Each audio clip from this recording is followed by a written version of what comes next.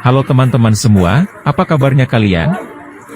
Kalian dalam sehat walafiat dan banyak rezekinya, amin. Teman-teman, pagi ini kita akan berkeliling kota Medan bersama bus gratis dari Pemko Medan. Bus gratis itu adalah bus MCT atau singkatan dari Medan City Tour. Ayo teman-teman, kita ikut jalan-jalan karena kelihatannya sudah mau berangkat.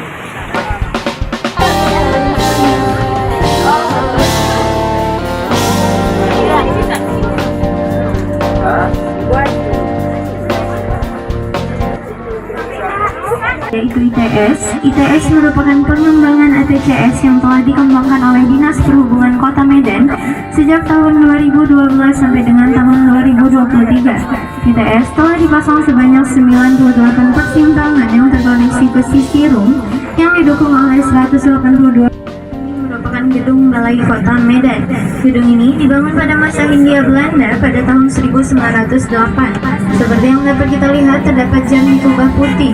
Jam tersebut yang disumbangkan oleh pengusaha Tionghoa yang bernama Jong Afi pada tahun 1900. Properti Indonesia dan PT Ruang Kreatif Pos yang berhasil mengubah gedung kantor Pos Medan yang berusia 111 tahun menjadi sebuah kreatif hub multifungsi yang menarik bagi berbagai komunitas kreatif. Ya teman-teman, pemerintah Kota Medan sejak tanggal 4 April 2024 telah menyediakan bus wisata gratis dengan melintasi tempat-tempat bersejarah dan wisata di Kota Medan. Ada 4 jadwal keberangkatan disediakan setiap harinya. Jadwal keberangkatan kami cantumkan di kolom deskripsi. Dan jika kalian berminat, kalian harus mendaftar dulu di kantor From Eats di Jalan Balai Kota Medan tempat dimulainya perjalanan bus wisata ini. Akan menjadi pusat tujuan pengunjung integritas tinggi untuk menyuarakan berbagai nilai, budaya, dan keberagaman yang menjadi kebanggaan Indonesia melalui konten programnya yang berkualitas.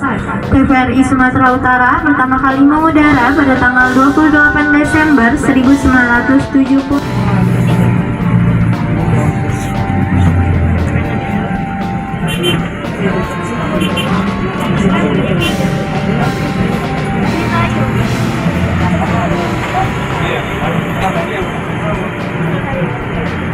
Tugu putih di hadapan kiri kita ini merupakan Tugu SIB Sinar Indonesia Baru yang namanya diambil dari nama salah satu harian lokal Sumatera Utara, Harian Sinar Indonesia Baru.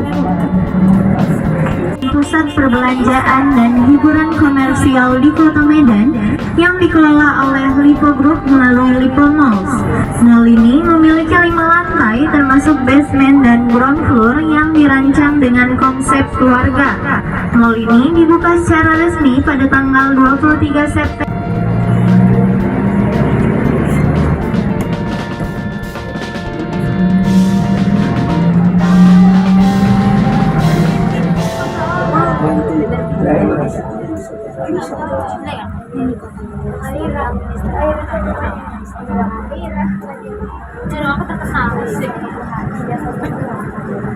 Terdapat Rahmat International Museum dan Galeri yang merupakan museum sejarah alam di Medan.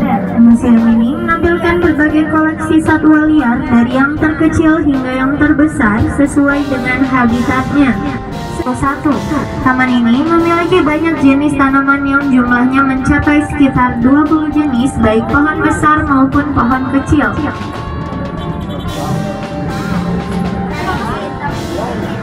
Kemudian di sebelah kanan kita terdapat rumah dinas Gubernur Sumatera Utara. Bangunan ini diperuntukkan untuk pemimpin provinsi sebagai hunian sekaligus kantornya.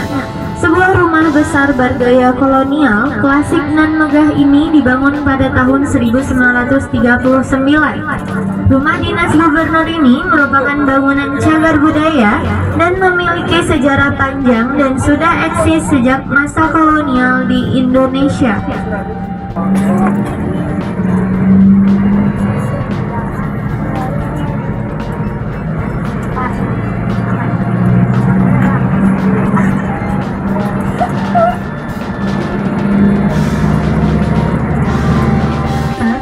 Istana Maimun yang merupakan objek wisata utama Kota Medan dan merupakan ikon Kota Medan. Istana ini dibangun pada tahun 1888 oleh Sultan Maimun al-Rashid dan arsiteknya adalah Kapten T.H. Van Erop yang bekerja pada tentara KNIL. Desainnya mencerminkan gaya tradisional Melayu dan Islam India. Bangunan ini terdiri dari bangunan induk dengan dua sayap yang merupakan Sultan Delhi ke-10 sekitar tahun 1920-an.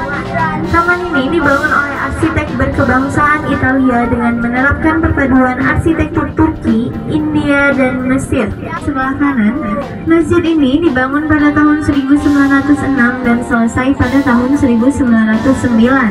Pada awal pendiriannya, masjid ini menyatu dengan kompleks istana. Gaya arsitekturnya khas Timur Tengah, India, dan Spanyol. Masjid ini berbentuk segi delapan dan memiliki sayap di bagian selatan, timur, utara, dan barat. Masjid Raya Medan ini merupakan saksi sejarah kehebatan suku Melayu. Kiri terdapat kolam renang Paradiso. Bangsawan Eropa dan Belanda dulunya memiliki kolam renang privat di Kota Medan. Kolam renang ini dulunya tidak dibuka untuk masyarakat Indonesia, hanya untuk kalangan bangsawan.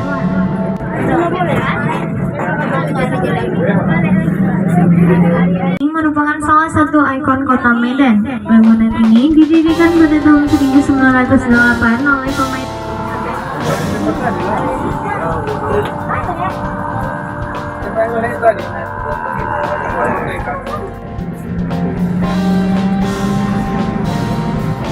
Teman-teman, di sepanjang perjalanan ini kita dipandu oleh seorang pemandu wisata.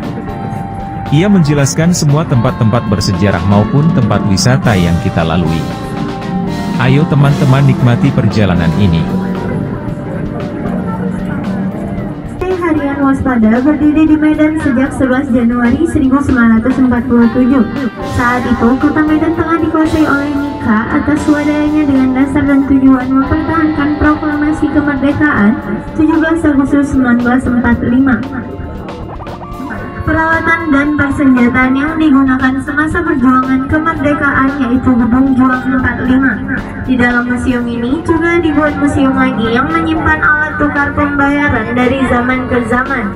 Museum ini diresmikan Gubernur Sumatera Utara Edi Rahmayadi Jong Afi. Bangunan ini dibangun pada tahun 1895 dan berdiri pada tahun 1900 yang telah berfungsi sebagai museum kediaman Jong Afi. Ini menjadi salah satu tempat wisata yang dikunjungi oleh. Lalu di sebelah kiri kita adalah salah satu destinasi wisata kuliner yang tidak boleh dilewatkan saat berada di Kota Medan, yaitu Tip Top Restoran. Restoran ini telah berdiri sejak tahun 1994, seperti pembuatan kue dan roti yang masih menggunakan kayu bakar sebagai sumber api.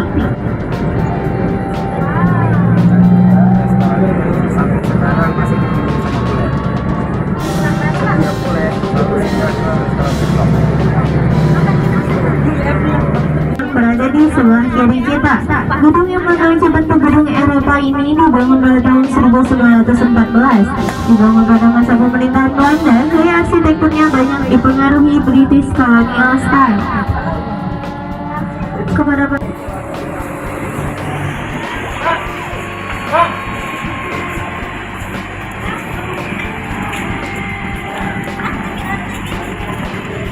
Baiklah teman-teman, perjalanan wisata singkat Kota Medan ini sudah berakhir. Silahkan teman-teman datang dan juga ikut mencobanya. Nikmati perjalanan yang mengasihkan ini bersama Medan City Tour. Terima kasih teman-teman, sampai jumpa di video lainnya.